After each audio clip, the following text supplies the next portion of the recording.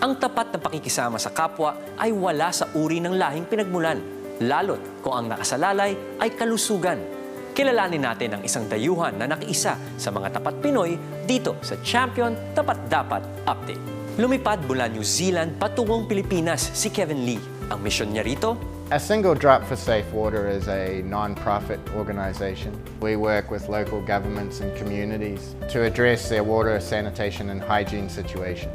sa loob ng 9 na taon, lumawak ang staff niya para patuloy na ipatupad ang kanyang nakaka-inspire na vision para sa atin.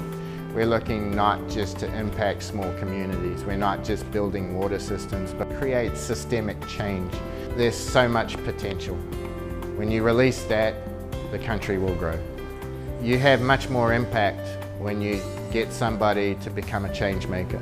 Ako po si Ryan Agoncillo at ito ang Champion Tapat Dapat Update.